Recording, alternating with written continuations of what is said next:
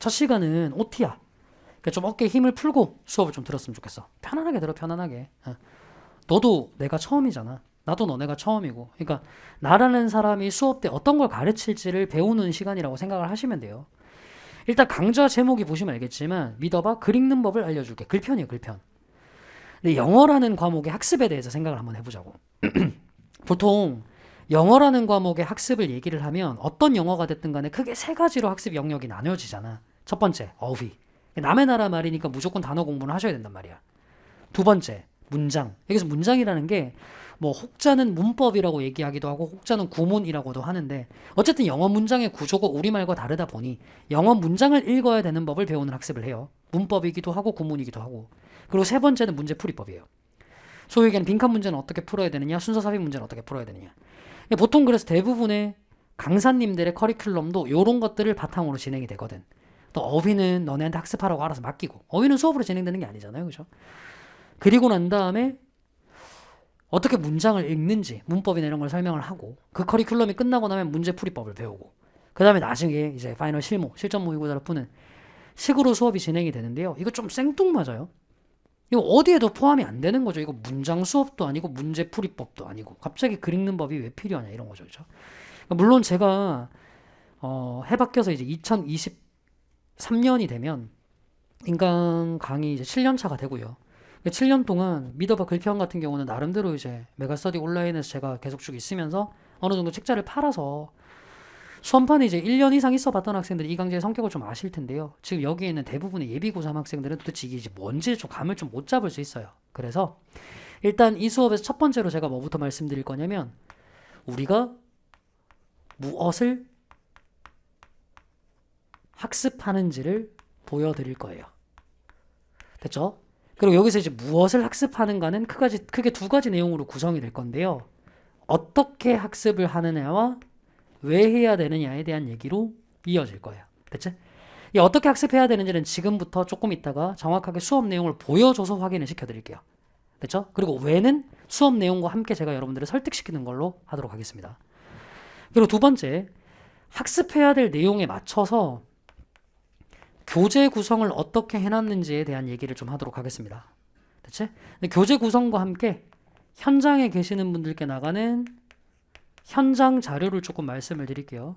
온라인 학생들 이거 보면서도 뭐 소외감 느끼지 말고 네가 이 수업을 들을 때 어떤 걸 같이 들으면 커버를 하기 좋은지에 대한 것들을 좀 소개한다고 생각하시면 돼. 그리고 세 번째, 어쨌든 수업을 들으려면 네가 앞으로 예습을 어떻게 해야 되고 복습을 어떻게 해야 되고 이게 있을 거란 말이야. 요거로 조금 소개를 드리도록 할게요. 됐지? 이번 시간에 말씀드린 게 요거 세 가지 내용이야. 됐죠? 이거 안 적어도 돼. 이거 필기해서 뭐 하려고. 뭐 어디가 수업할 것도 아니고. 그치? 자, 일단 이거부터 얘기해 봅시다. 도대체 글 읽는 법 강좌에서 뭘 가르치느냐? 좀 생뚱맞을 거예요. 이런 거 가르쳐요. 이 책에 보면 적혀 있죠. 여러분들이 이제 현장에선 필기노트 기준으로 얘기하는 겁니다. 2011학년도 수능에 28번 문제로 나왔던 건데 실제로 이게 수능에 출제됐을 때는 빈칸 문제로 나왔어요. 근데 나는 지금 빈칸 문제로 안 만들어 놓고 완결된 글의 형태로 가르치고 있다고. 이런 걸 가르치는 수업이야. 요걸 이제 나랑 같이 한번 읽어볼 텐데 읽기 전에 요 얘기부터 해보자. 아니 지문이 읽히려면 기본적으로 여기에 있는 단어들을 알아야 될 거 아니야. 뭐 토시 하나 안 빼놓고 모든 단어들을 완벽하게 아는 것 정도는 아니더라도 지문에 있는 단어를 어느 정도는 알고 있어야죠. 지문 하나 있는데 모르는 단어가 10개야. 어떻게 수업 나와. 그리고 문장의 해석이 어느 정도는 좀 돼야 된다고. 그래서 앞으로 우리 지문 나가기 전에 야 이건 학생들이 100%좀 어려울 만한 단어다 혹은 학생들이 100% 해석을 막혀야 할 만한 문장이다 싶은 것들은 프리뷰로 미리 먼저 설명을 좀 하고 들어갈 거예요. 지문 내에서 좀 어려운 문장이 책에 굵은 글씨로 밑줄 쳐서 표시가 되어 있을 거고 그게 책자 제일 밑에 보면 프리뷰라고 해서 따로 나와 있을 거예요. 됐죠? 요걸 항상 먼저 설명하고 들어갑니다. 지문 보기 전에. 됐지? 자 여기 이제 문장이 있는데 요거 너네한테 해석을 좀 시켜볼 거거든. 잠깐만. 단어 몰라서 해석 못한다고 하면 안 되니까 뜻 얘기 두 가지만 해줄게. be reluctant to 하면 뭐뭐 하기를 꺼려하다죠. 뭐뭐 하기를 꺼려하다. 혹시나 몰랐으면 지금 알아두시라고. 또 be supposed to 라고 얘기하면 뭐뭐 하도록 되어 있다. 뭐뭐 하기로 되어 있다 정도 뜻이죠. 뭐뭐 하도록 되어 있다. 뭐뭐 하기로 되어 있다 정도의 의미라고. 됐니? 오케이. 자 지금부터 시간 줄게. 읽고 문장을 해석해봐. 시작.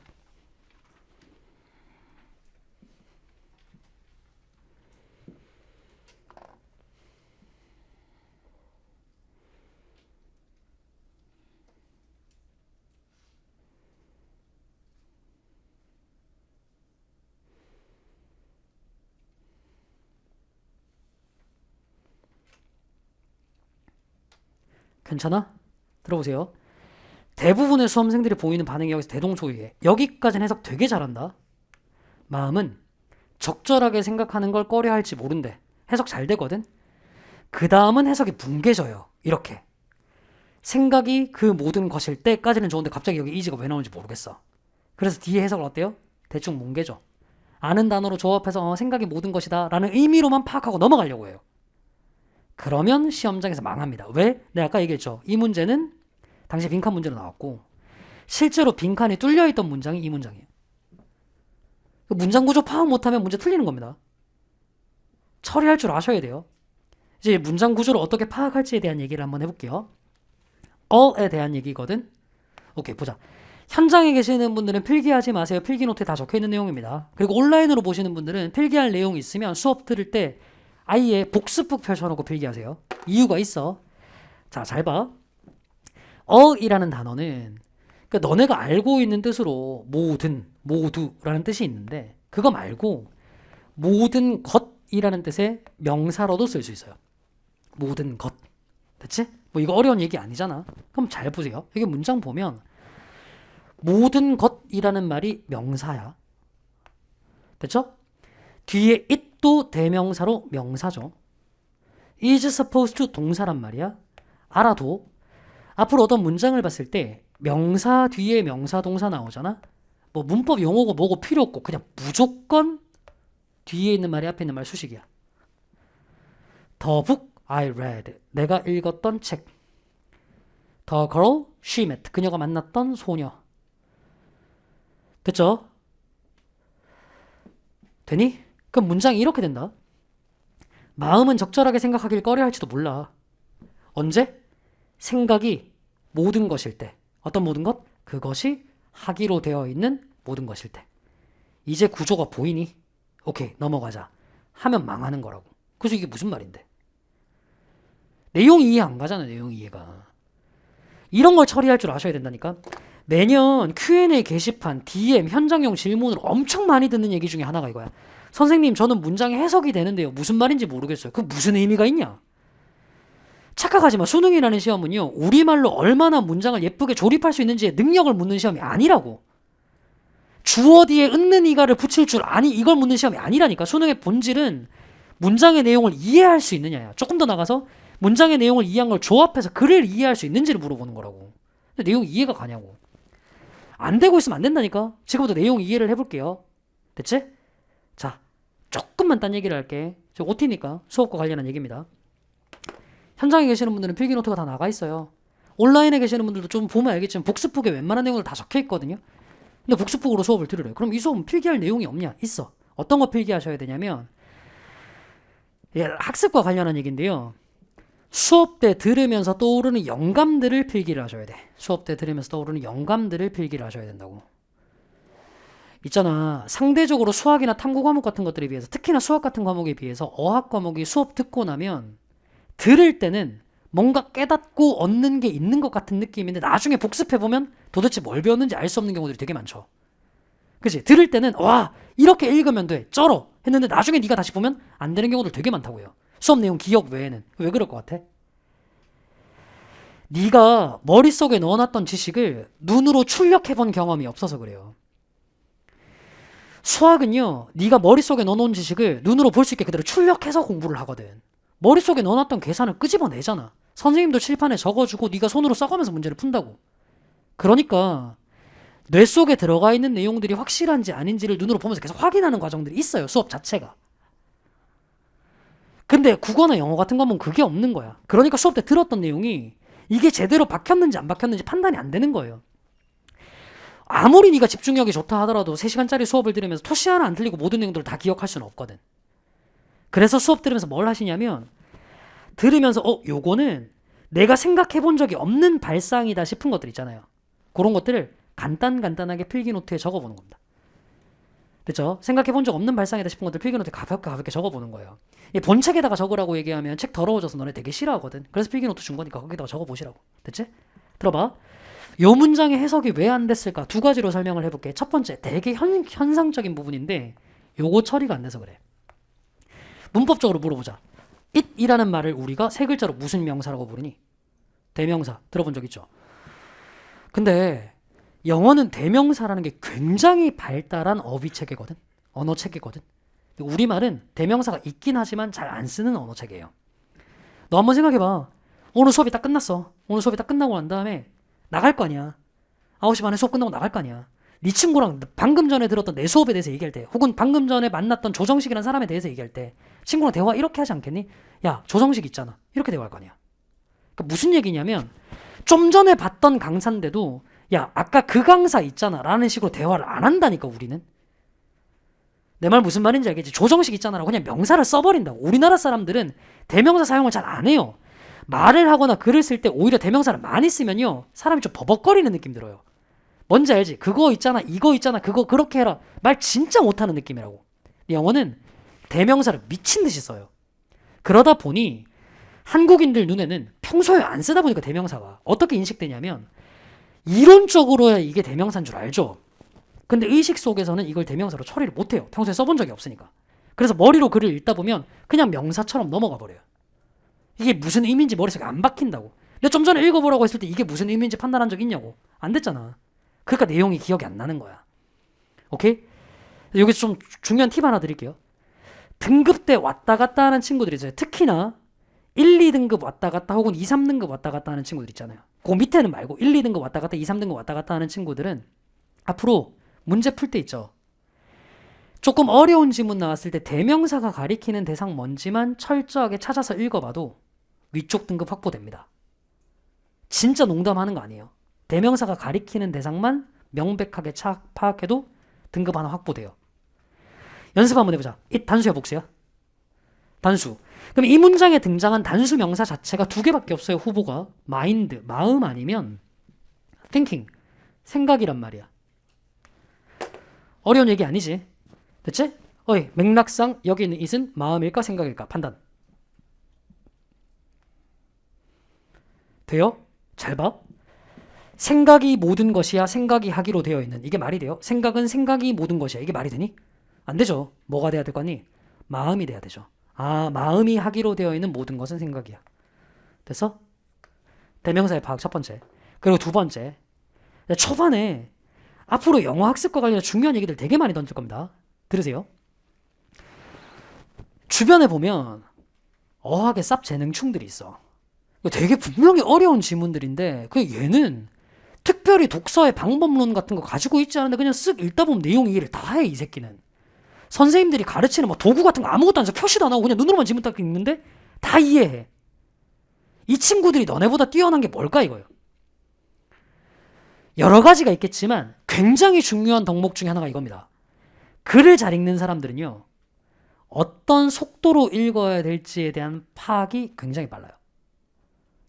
글을 잘 읽는 사람들은 속도에 대한 판단이 되게 빠릅니다. 무슨 얘기냐면 자기가 가지고 있는 지문에 대한 이해도는 대부분 그 문장을 보다 보면 느낌이 와요. 아, 나는 이 문장을 이해할 수 있다 없다라는 느낌이 온다고. 근데 독해력이 뛰어난 친구들은 나는 이 문장 이해가 어렵구나 싶으면요, 의식적으로 속도를 늦춰서 읽어요. 독해력이 딸리는 친구들은요, 여기서 독해력이 딸린다라고 얘기하면 국어 혹은 영어 과목이 2등급 이하인 학생들은 다 독해력 딸리는 거예요. 오케이? 좀 범위가 넓죠? 우리 대부분에 해당하는 얘기야. 속도 조절이 안 돼요. 그래서 이 친구들은 어떤 속도로 읽냐면 내가 그냥 눈으로 읽을 수 있는 속도에 맞춰서 그냥 글을 읽어갑니다. 그러니까 머릿속에 안 남는다고. 특히나 영어 같은 것들이. 다시 얘기할게. 안 읽히잖아? 속도를 늦춰. 안 읽히면 속도를 늦춰. 안 읽히면 속도를 늦추라고. 여기서 이제 이런 질문이 나와요. 아니, 강사야, 시험에서 속도가 얼마나 중요한데? 그치? 왜냐면 수능이라는 시험이 정해져 있는 시간 내에 문제를 풀어야 되는 거라고. 그럼 자꾸 속도 늦추면 언제 문제 다 푸냐고. 이런 질문이 매년 나오거든요, 초반에. 근데 이제 거기에 대해서 꿀팁을 하나 줄게요. 야, 내가 지금부터 시험 시간에 문제를 진짜 개빨리 풀 수 있는 방법 알려줄게. 이거 들으면 그냥 바로 할 수 있어. 정말 쉬운 방법이야. 들어봐. 보통 어떤 시험을 치든 간에요, 선생님들이 시험지보다 OMR 카드 먼저 주지 않니? 그죠? 앞으로는 속도를 빠르게 하고 싶으면 OMR 카드를 받자마자 시험지 보지 말고 답부터 다 마킹해버려. 개소리라는 거 알겠죠? 아, 이러면 문제는 제일 빨리 풀 수 있어. 문제 볼 것도 없지. 그냥 시험지 딱 받자마자 자대놓고 난 다음에 그냥 쭉 다 컴사로 그어버리면요. 제일 빨리 풀죠. 네가 원하는 게 이거야? 아니잖아. 시험에서 네가 속도를 내고 싶다라는 건 전제가 깔려 있어요. 어느 정도의 점수를 받으면서 시간 내에 문제를 풀어야 되는 거죠. 당연한 거 아니니? 그냥 보자마자 마킹만 하는 걸 우리는 속도가 빠르다고 얘기 안 하잖아요. 근데 이 둘 간의 인과관계나 선후관계 생각 한번 해봐라. 속도를 높이면 실력이 오른다. 성립돼요? 이게 무슨 쌉소리야. 근데 역으로 한번 생각해 볼래요? 실력이 높아지면 속도는 따라온다. 이건 되겠죠, 그죠? 그래, 그럼 뭘 해야 될지 답 딱 나오지 않니? 자명하지 않아? 이거 높이도록 하시라고. 지금은 문장에 대한 이해력이 딸리면 읽는 속도를 늦춰서 정확하게 이해하는 실력을 쌓으셔야 됩니다. 그게 쌓이면 나중에 속도는 붙는 거예요. 오케이? 지금은 실력을 높이는 거야. 됐지? 자, 천천히 읽을게. 나랑 같이 가자. 생각만 해라. 생각만. 마음은 적절하게 생각하기를 꺼려 할지도 모른대. 다시. 마음이 생각을 제대로 한대 안 한대? 안 한대. when? 언제 생각을 안 하냐면 마음이 하기로 되어 있는 모든 게 뭐일 때? 생각일 때. 다시 마음한테 뭐만 시킬 때? 생각만 시킬 때. 자, 정리해봐. 마음을 불러놓고 어떤 것만 시켰죠? 생각만. 다른 일 맡겼어? 안 맡겼어? 안 맡겼어. 너 생각만 해 라고 시킨 거야. 그랬더니 마음은 제대로 생각해 안 해? 안 한대. 다시 마음한테 뭐만 시켰다고요? 생각만. 정작 그래 놓으면 뭘 제대로 안 한다고요? 생각을 제대로 안 한다고요. 어려워? 자, 이해되잖아. 납득되잖아. 이게 다라니까. 야, 내가 지금 이 문장 가지고 너네한테 뭐 했어? 뭐 예를 들어서 설명해줬어? 아무것도 안 했어. 그냥 속도만 늦췄을 뿐이라고. 그래도 이해할 수 있다니까. 다시 얘기할게요. 네 속도만 찾아도 독해력은 는다.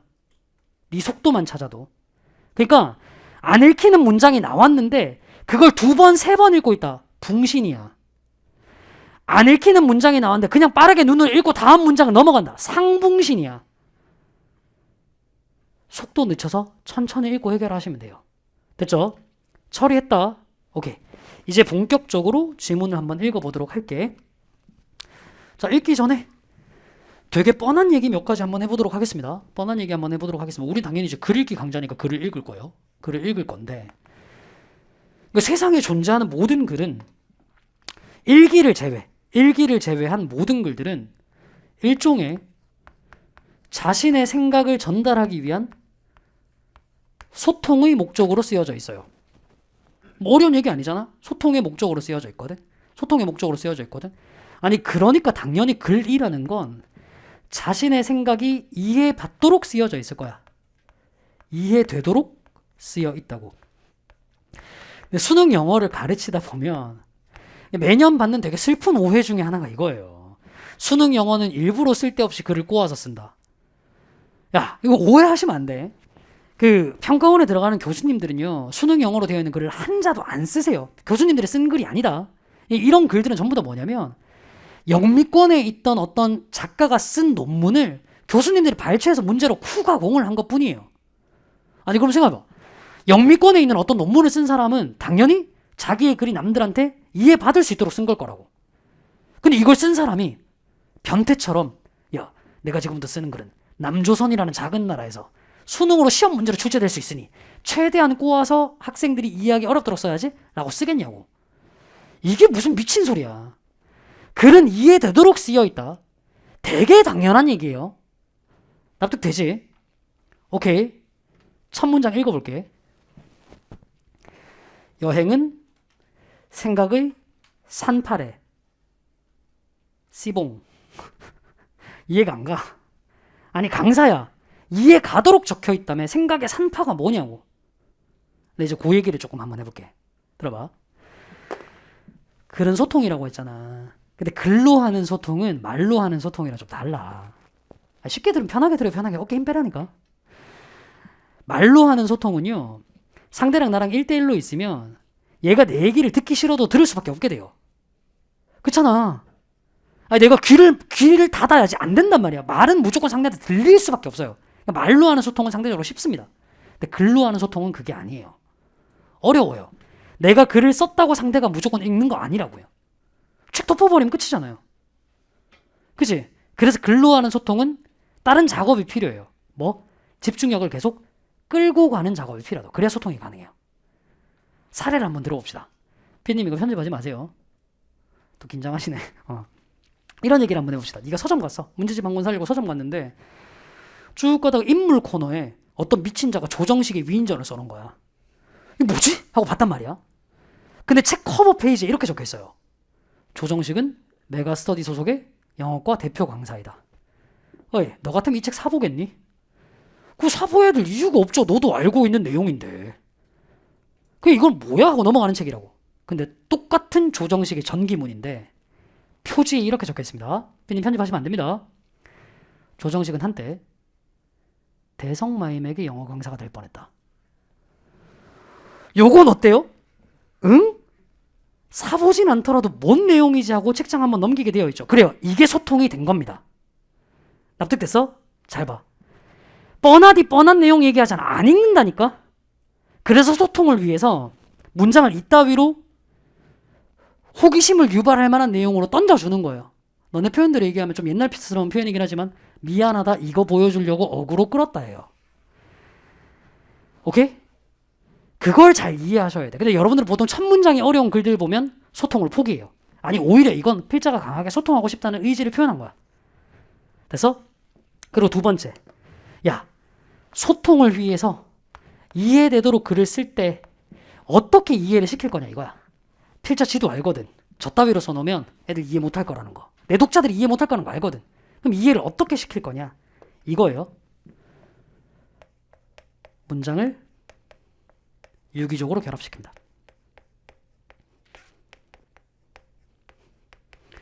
근데 이 문장의 유기적인 결합이라는 게 어려운 내용이 아니에요. 우리는 무의식적으로 다 해내고 있습니다. 연습 한번 해볼까요? 자, 지금부터 내가 얘기하는 건 글이에요. 네가 붙여봐. 메가스터디는 좋은 회사야. 다음 문장. 강사들의 질이 좋아요. 질문. 이 강사들 어느 회사 강사들이야? 메가스터디죠. 아니 생뚱맞게 이게 뭐 시대인재나 대성마이맥은 아닐 거 아닙니까?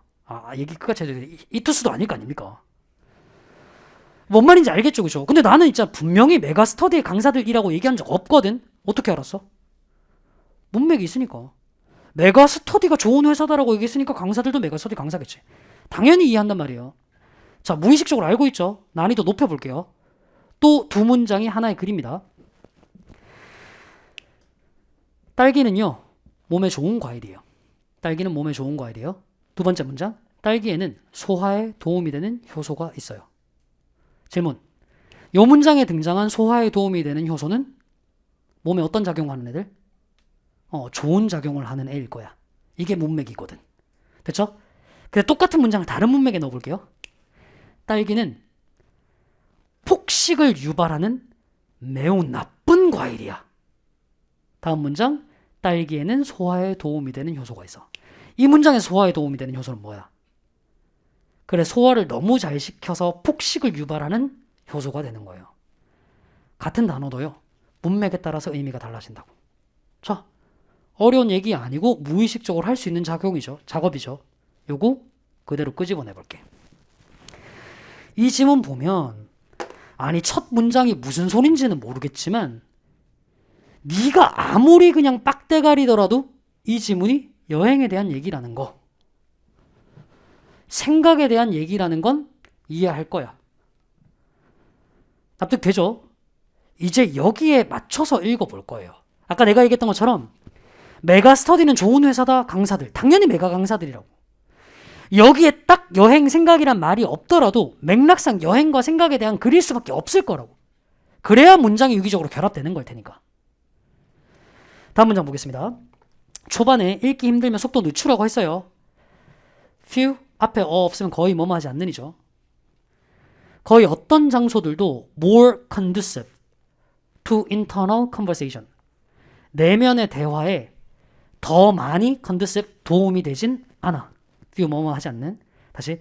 어떤 장소도 내면의 대화에 더 도움이 되지 않아. 움직이는 비행기, 배 혹은 기차보다. 움직이는 비행기, 배 혹은 기차보다. 자, 눈치 빠른 사람들 느낌 딱 올 거다. 자, 이 글의 맥락상 움직이는 배, 비행기 혹은 기차. 다른 말로 뭔데? 첫 문장으로 붙여봐. 움직이는 비행기, 배 혹은 기차. 뭐랑 같은 말이죠? 여행이죠. 됐니?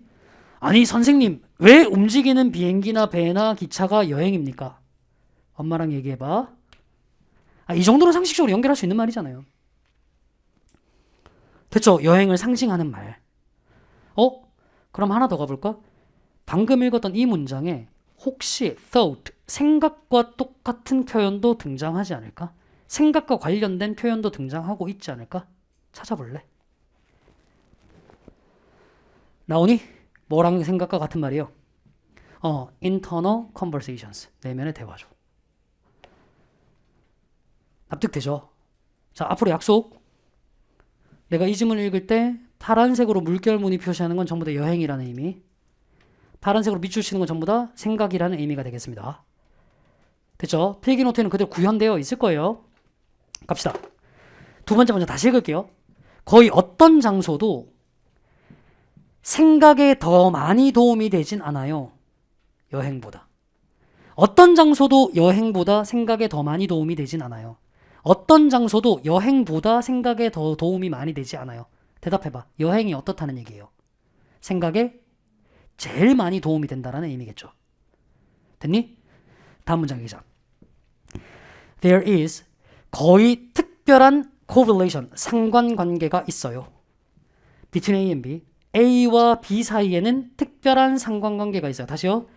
A와 B 사이에는 특별한 상관관계가 있어요. 질문. 글의 맥락으로 붙여서 얘기해봐.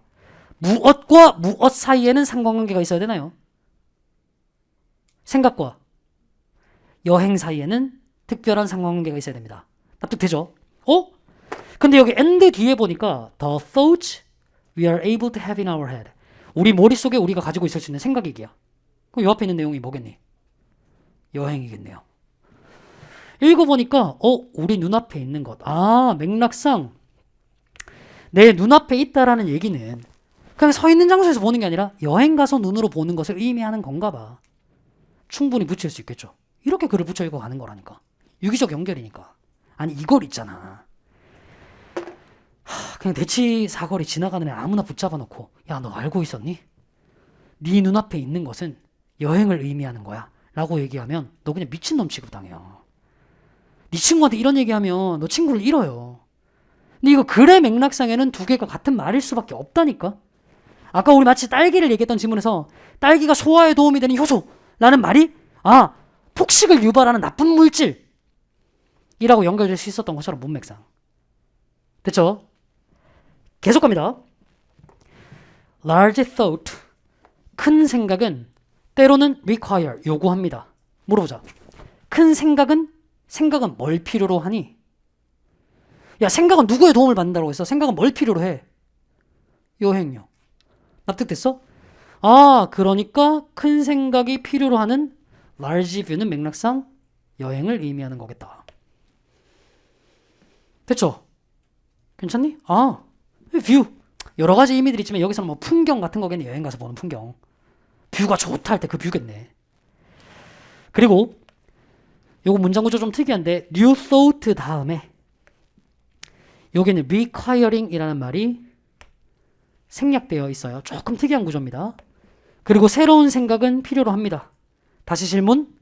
생각은 무엇을 필요로 하죠? 여행을요. 그걸 새로운 장소라고 얘기를 한 거예요. 괜찮아? 빠르게 눈으로 다시 한번 읽어볼까? 여행은 생각의 3파래. 어떤 장소도 여행보다 생각에 더 도움이 되진 않는데 여행과 생각 사이에는 특별한 상관관계가 있대요. 큰 생각은 큰 여행을 필요로 하고요. 새로운 생각은 새로운 여행을 필요로 한대요. 야, 이쯤 되면 필자가 계속 같은 말을 반복하고 있다는 거 느껴지니? 필자의 소통의 의지가 느껴져요? 진짜 이해받고 싶어서 몸부림치고 있는 거 느껴지냐고. 이 글이 왜 튕길 일이 없지 그냥. 네가 온몸으로 밀어내지 않는 이상. 다음 문장 또 가봅시다. 내면을 바라보는 심사숙고. 지문에 말이랑 붙여봐. 내면을 바라보는 심사숙고. 다른 말로 뭐예요? 생각. 어떤 생각? Which are liable to stall. stall 멈추다는 뜻이에요. 멈추기 쉬운 생각이라는 놈이 helped along, 도움을 받을 수 있어. by 뭐뭐에 의해서. 자, 생각은 누구의 도움을 받죠? 여행요. 됐잖아. 아하, 풍경의 흐름에 의해. 풍경의 흐름, 여행. 납득되죠? 지금 물결무늬로 표시한 것들 보면 전부 다 사전적으로 똑같은 말은 아니지만 맥락상으로 생각해보면 다 여행과 관련된 표현임을 알 수 있습니다. 오케이? 자, 이제 중요한 문장 하나 볼 건데 형광펜 손에 들어보세요. 그리고 그대로 여기서부터 when부터 요 문장 끝까지만 형광펜으로 쭉 표시해 봅시다.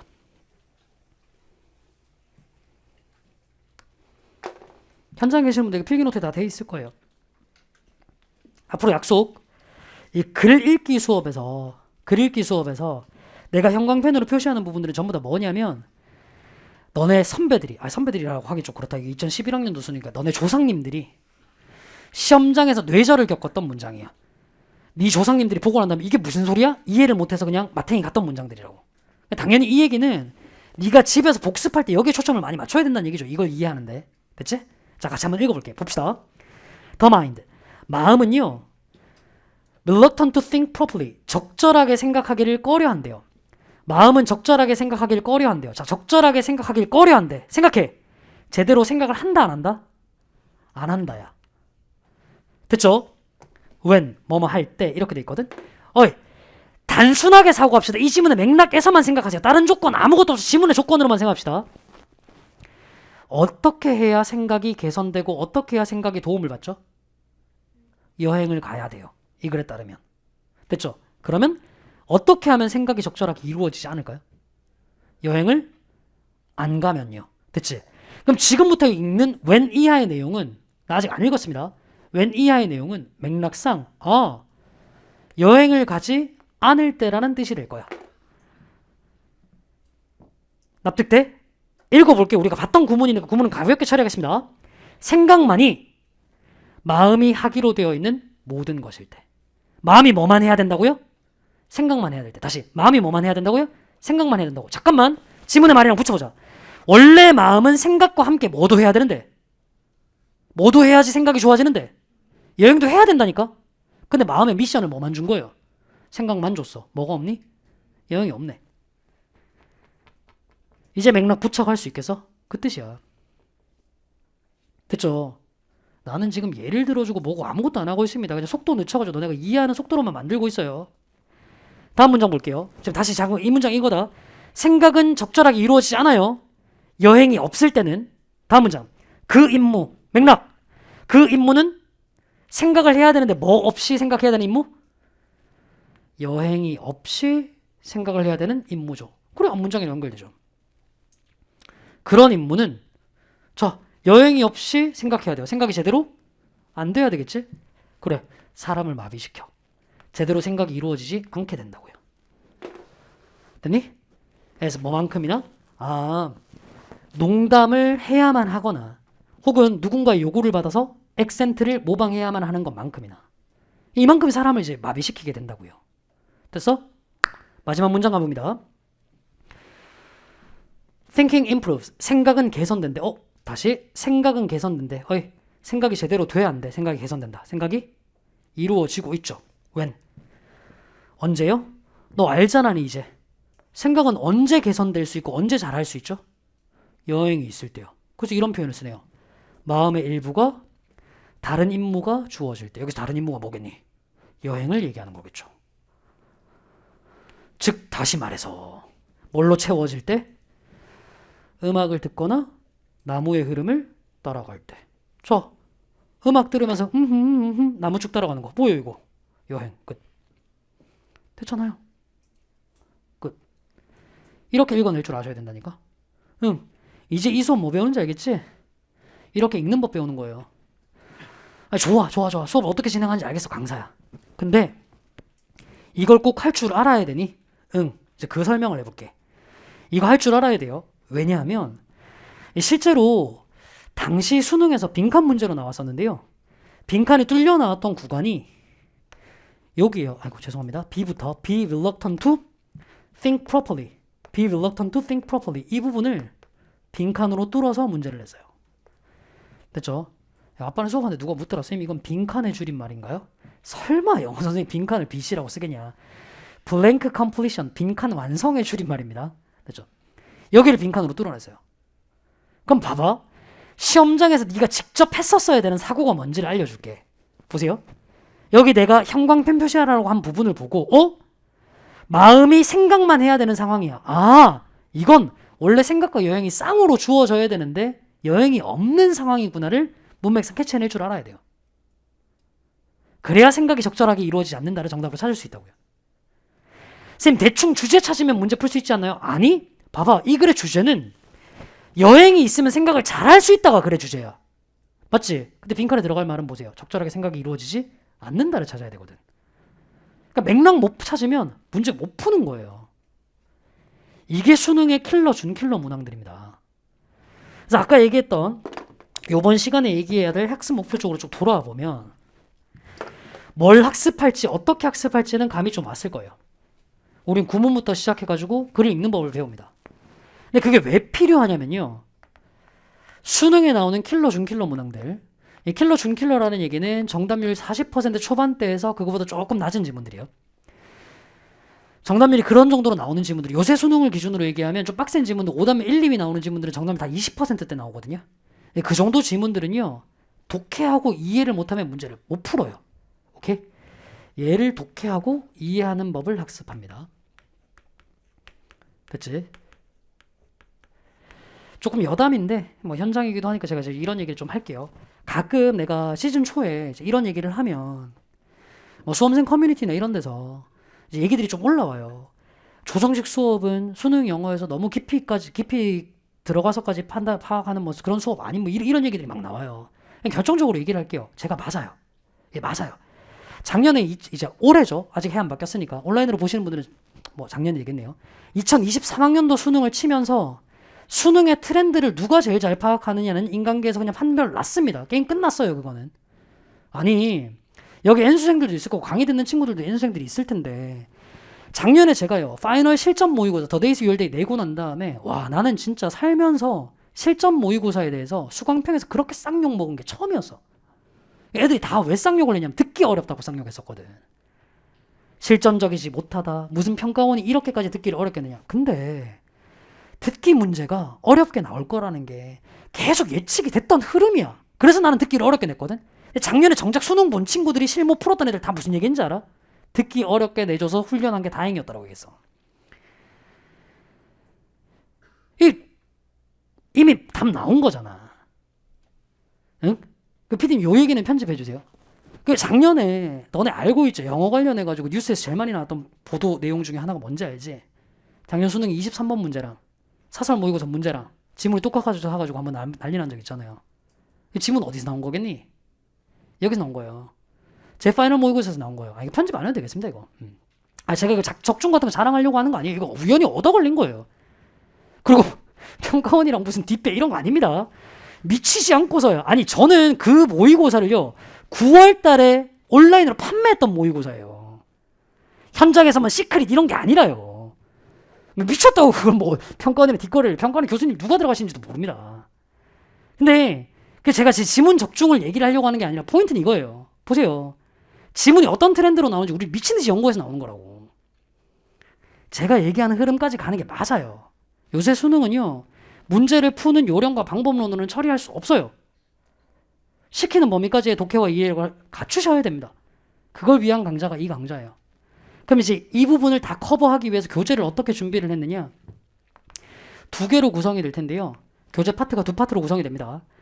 첫 번째 파트는 지문 읽기 파트예요. 지문 읽기 파트는 2011학년도에서 2018학년도까지의 지문들 중에 킬러, 준킬러 지문들로 구성을 했어요. 왜 11에서 18학년도냐. 나한테 뭐 이후에 수업을 듣든 네가 혼자서 공부를 하든 간에 어쨌든 너네 기출 공부는 할 거거든. 그리고 대부분의 경우 기출 공부하시면 5년치 공부를 하십니다. 5년치 거슬러 올라가면 19학년도부터가 5년치예요. 19학년도부터의 기출을 넣어버리면 지금 지문 내용을 다 듣고 난 다음에 문제를 풀어야 돼가지고요. 문제 푸는 게 의미가 없어져요. 지문 내용 다 알고 있는 채로 풀거든. 그래서 제가 옛날 기출을 일부러 가지고 온 거예요. 됐지? 참고로 근데 11학년도에서 17학년도까지는 상대평가 시절이라서 교수님들이 지문 가지고 후가공 처리를 좀 많이 했습니다. 근데 최대한 지문 안 건드린 거, 원문 그대로 살아있는 것들만 가지고 왔어요. 오케이? 그리고 이제 두 번째는 문제 파트예요. 그럼 지문만 푼다고, 지문만 읽는 연습한다고 되나? 문제도 좀 풀어봐야죠. 근데 이제 아직 초반부기 때문에 다른 유형의 문제는 아니고 19학년도부터 23학년도까지 최근 5개년 동안에 대입학, 주제 제목 요지 문제를 싹 다 책에다가 넣어놨습니다. 됐죠? 요 문제를 통해 가지고 네가 지문을 제대로 읽었는지를 판단할 수 있도록 할 거예요. 이게 교재의 구성. 됐지? 그럼 요거를 이제 같이 발맞춰 갈 현장 자료는 어떤 게 있느냐? 자, 이거 요번 주에 찾아봐도 없을 겁니다. 다음 주부터 현장 자료는 배부가 될 거예요. 왜 다음 주냐면 요번 주는 나랑 지금 OT로 지문 하나 본 게 다란 말이야.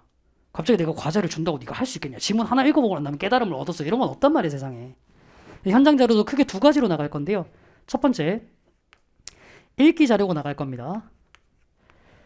요거는 일주일에 3에서 5개 정도의 읽기 자료가 나갈 건데 수업 때 배운 것과 똑같은 구조를 가진 다른 주제와 다른 소재의 글을 줘서 읽는 연습을 시킬 거예요. 됐지? 출처는 뭐냐? 기출 아닙니다. 이거는 전부 다 뭐냐면 기출에 나왔던 원문의 저자를 확인한 다음에 그 저자가 쓴 다른 논문 있죠.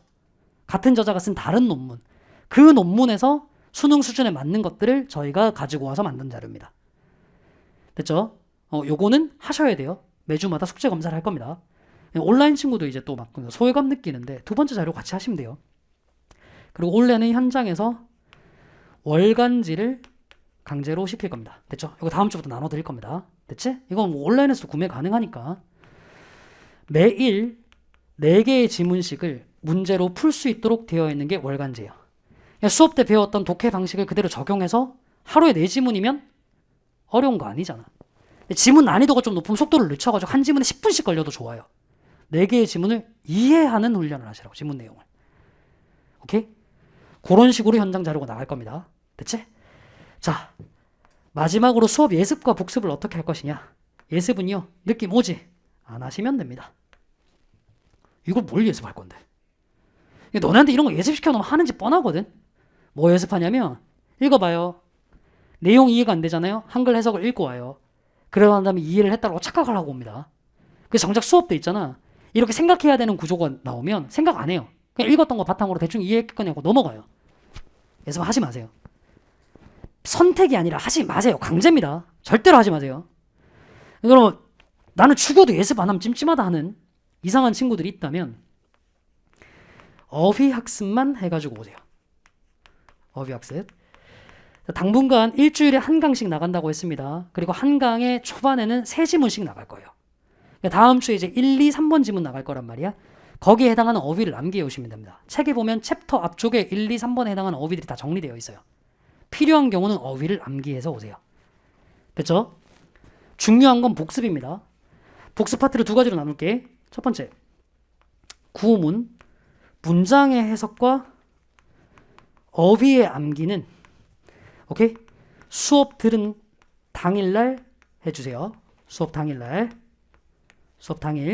제발 부탁해요. 수업 들은 당일날 해라. 오늘 끝나고 나면 체력적으로 지치는 거 알거든?